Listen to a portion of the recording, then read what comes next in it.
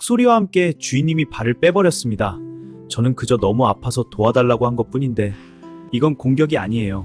잇몸이 타들어가는 통증 속에서 내뱉는 저만의 절박한 비명입니다. 악소리와 함께 주인님이 발을 확 빼버렸습니다. 방금까지 경쾌하게 들리던 키보드 소리가 멈추고 14평 좁은 원룸에는 서늘한 정적만이 감돕니다. 나를 바라보는 주인님의 눈동자가 떨리고 있었습니다. 그건 평소의 다정한 눈빛이 아니라 정체 모를 괴물을 바라보는 듯한 공포였습니다. 내 이름은 베게. 이 집에서 세상에서 가장 사랑하는 주인님과 단둘이 살고 있는 시베리안 허스키입니다.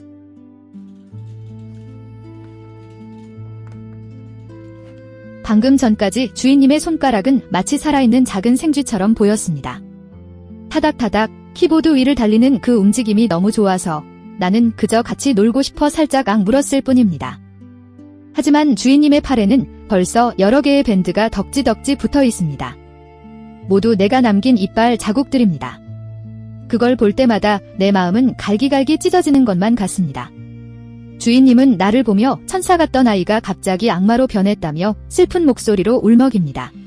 사실 나도 내가 왜 이러는지 모르겠습니다. 입안은 마치 뜨거운 불이 난 것처럼 근질거리고 화끈거립니다.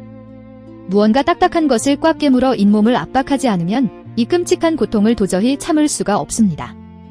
좁은 방 안에서 주인님이 바쁘게 손을 움직일 때면 내 안에서 뜨거운 본능이 화산처럼 터져나옵니다. 사람들은 나를 보고 성격이 포악하다거나 서열 정리를 하려고 대드는 것이라고 수군거립니다. 하지만 그건 정말 너무나 억울한 오해입니다. 내 피에는 북극의 가혹한 환경에서 살아남아야 했던 조상님들의 유전자가 흐르고 있습니다. 우리는 손이 없는 대신 입을 손처럼 사용해 세상을 탐색하고 대화하도록 태어났습니다. 실제로 나처럼 어린 강아지들의 87% 이상이 이 시기에 지독한 입질 문제를 겪는다고 합니다. 이건 내가 나쁜 개라서가 아닙니다. 유아기에서 청소년기로 넘어가는 아주 고통스럽고도 중요한 생물학적 전쟁을 치르고 있다는 증거입니다. 요즘 나는 이유도 없이 짜증이 치밀어 오르고 잘 지키던 배변 습관도 자꾸만 실수하게 됩니다. 주인님이 가르쳐준 기다려라는 명령어도 머릿속이 하얘져서 자꾸만 잊어버립니다. 사람들은 이것을 행동적 퇴행이라고 부르지만 내 입장에서는 잇몸의 통증 때문에 인지 능력이 잠시 고장 난 것뿐입니다. 특히 4개월이 지나면서부터는 세상 모든 것이 무서워지기 시작했습니다. 14평 방 안으로 배달되는 택배 박스도 현관문 밖에서 들리는 작은 발소리도 나를 극도의 공포로 몰아넣습니다. 내 몸 안의 통증과 밖에서 들리는 낯선 소음들이 합쳐져서 내 뇌는 지금 폭발하기 직전의 상태입니다. 주인님의 손을 무는 것은 공격이 아닙니다. 나 지금 여기가 너무 가렵고 아파서 죽겠어. 제발 나 좀 도와줘라는 나만의 절박한 비명입니다. 이제부터 내 머릿속에서 어떤 신경학적 전쟁이 벌어지고 있는지 그 잔인하고도 슬픈 비밀을 더 자세히 들려드리겠습니다. 이제 내 머릿속 깊은 곳에서 벌어지는 일들을 하나씩 고백하겠습니다. 주인님은 내가 그저 철없는 장난을 치는 줄 알겠지만 내 마음속 작전실에서는 4가지 목소리가 매일 목숨을 걸고 싸우고 있습니다. 첫 번째는 내 피에 흐르는 북방계 작업견의 유전적 목소리입니다. 내 조상님들은 눈 덮인 벌판에서 거친 썰매를 끌던 강인한 허스키들이었습니다. 그 시절 할아버지들은 생존을 위해 입을 손처럼 정교하게 사용하라고 가르치셨습니다. 우리에게는 손가락이 없습니다.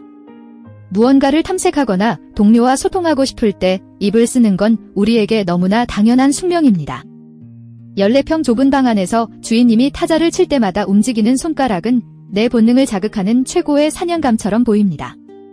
이건 주인님을 괴롭히고 싶은 게 아니라 내 유전자에 새겨진 포식 본능이 제멋대로 작동하는 것입니다.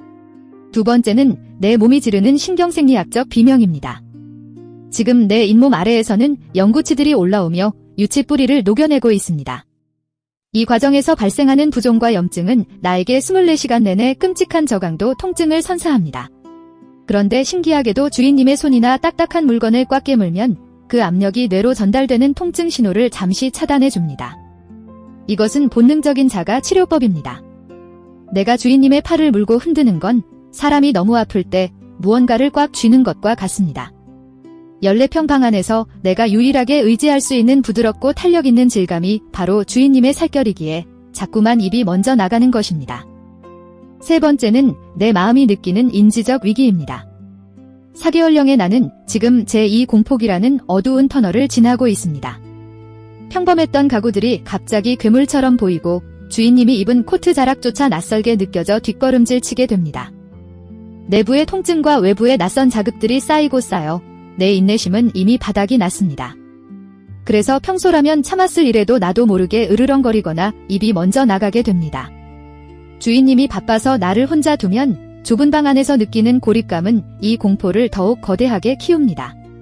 마지막은 내 안에 숨겨진 해체 본능의 목소리입니다. 허스키인 나는 무언가를 갈기갈기 찢고 부수는 과정에서 엄청난 심리적 쾌감을 얻습니다. 소파 모서리를 뜯거나 장난감 솜을 다 빼놓는 건 내가 파괴자라서가 아닙니다. 그렇게 턱을 힘껏 사용해 무언가를 분해할 때 내 뇌에서는 스트레스를 해소하는 호르몬이 뿜어져 나옵니다. 14평이라는 좁은 공간에서 내 에너지는 갈 곳을 잃었습니다. 썰매를 끌 수도 사냥을 할 수도 없으니 결국 내 본능은 집안의 물건들을 해체하는 쪽으로 폭발하고 맙니다. 이 4가지 목소리가 내 뇌 속에서 한꺼번에 터져나올 때 나는 통증을 잊기 위해 다시 한번 주인님의 손을 향해 입을 벌립니다. 주인님, 이제 내가 입을 쓰지 않아도 우리 둘이 이 좁은 방에서 평화롭게 지낼 수 있는 비법을 알려드리겠습니다. 가장 먼저 꼭 약속해 주셔야 할 것이 있습니다. 내가 주인님 손을 물었을 때 제발 내 코를 때리거나 입을 꽉 쥐지 말아주세요. 나는 지금 모든 것이 두려운 시기를 지나고 있어서 작은 충격에도 세상이 무너지는 것 같은 공포를 느낍니다. 이 좁은 방에서 주인님이 무섭게 변하면 나는 도망갈 곳이 없습니다. 결국 나를 지키려고 더 세게 물게 될지도 모릅니다. 이건 내 성격이 나빠지는 게 아니라 생존을 위한 본능적인 반응이니까 제발 나를 믿고 조금만 더 기다려주세요. 대신 우리 집을 내가 성공할 수밖에 없는 환경으로 만들어주셨으면 합니다. 내가 물면 위험한 전기 코드나 주인님의 소중한 신발들은 내 입이 닿지 않는 곳으로 모두 치워주세요.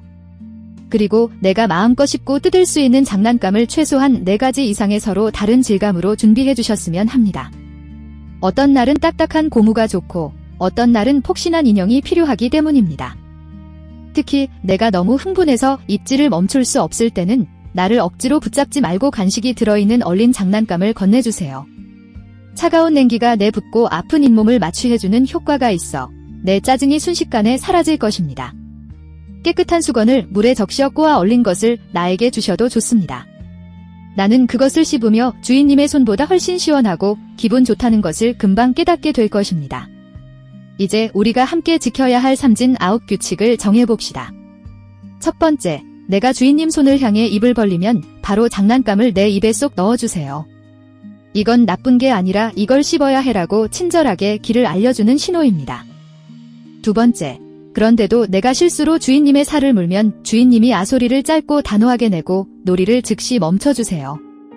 마지막 세 번째, 내가 3번 넘게 계속 고집을 부리면 주인님은 말없이 방 밖으로 나가버리셔야 합니다. 이 좁은 방에서 내가 가장 사랑하는 주인님이 사라지는 건 나에게 아주 강력한 신호가 됩니다. 나에게는 주인님의 관심이 끊기는 것이 세상에서 제일 무서운 일이기 때문입니다. 잠시 후 주인님이 돌아왔을 때 내가 얌전히 앉아있다면 그때 세상에서 가장 큰 목소리로 나를 칭찬해주세요. 그리고 주인님, 가끔은 내 입안을 조심스럽게 살펴봐 주세요. 내 송곳니 옆에 영구치가 올라오는데도 아기 이빨이 안 빠지고 그대로 남아있을 수도 있습니다. 전문가들은 이것을 잔존 유치라고 부르는데 이게 있으면 잇몸이 훨씬 더 아파서 내가 더 예민해질 수 있습니다. 내 입에서 고약한 냄새가 나거나 내가 밥을 먹기 싫어한다면 그건 정말 너무 아파서 그런 것이니 꼭 병원에 데려가 주세요. 프리랜서인 주인님의 업무 시간 사이사이에 나랑 딱 15분씩만 노즈워크 놀이를 하거나 장난감을 쫓는 놀이를 해주세요. 그러면 내 뇌는 아주 기분 좋게 피곤해질 것이고 주인님이 집중해서 일하는 동안 나는 옆에서 세상 편하게 낮잠을 잘 수 있습니다. 내가 무는 것은 주인님이 미워서가 아니라 이 낯선 통증과 공포를 이겨내려는 나만의 몸부림이었습니다. 이 아늑한 공간이 나에게는 거대한 실험실이고 주인님은 내 유일한 가이드입니다. 우리가 이 힘든 시기를 슬기롭게 넘기고 나면 내 입안에는 튼튼하고 멋진 영구치가 32개나 생길 것입니다. 그때가 되면 나는 더 이상 주인님의 손을 아프게 하지 않는 의젓하고 듬직한 허스키 베개가 되겠습니다. 좁은 원룸이지만 주인님과 함께라면 내 세상은 우주만큼이나 넓고 행복합니다. 오늘 내 진심 어린 고백이 마음에 닿았다면 구독과 좋아요로 우리 가족의 성장을 응원해주세요. 다음번에는 내가 얼마나 매너 있는 강아지가 되었는지 꼭 보여드리겠습니다. 주인님, 나를 포기하지 않아주셔서 정말 고맙습니다. 사랑합니다.